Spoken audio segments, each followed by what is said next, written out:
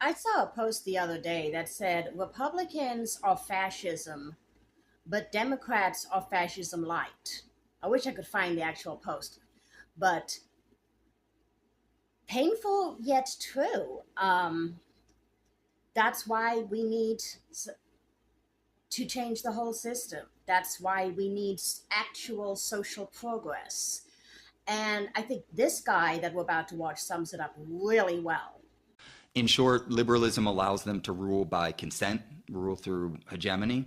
And fascism is when that's not working out and they need to rule by more direct repression. And I refer to liberalism as the good cop of fascism, who's going to bring you a coffee, say you can make a phone call, they're on your side, etc., which is true. They want to be able to rule in a consensual manner. But if that doesn't work out, then they bring out the bad cop, and the bad cop will rough you up and beat you up. You got to see through that interrogation tactic, right? The good cop and the bad cop are working together to the same end. They work for the same masters, and that is King Capital, who's behind both of them. And this is precisely why you see establishment Democrats do things like voice their opposition or write strongly worded letters, but then do nothing of substance to actually oppose fascism, and in fact, sometimes vote along with or to enable fascism. It's also why you see Democrats like Governor Newsom in California working with billionaires to take down a billionaire tax in California, saying, oh, it'll drive all the billionaires out.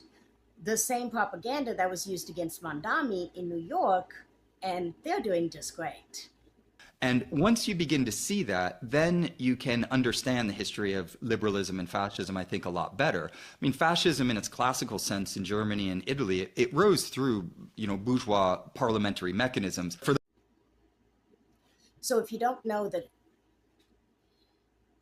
So, if you're not familiar with the term bourgeois that he's using, it is a term that refers to the social class of property and business owners who own and control the means of production and capital in a capitalist society.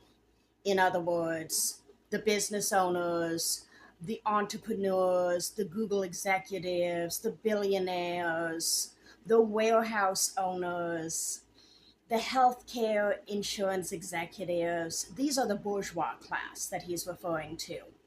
And of course, I would also say that, extends to Mark Schumer and Hakeem Jeffries and these other people who are also wealthy, maybe not the wealthiest, but working for the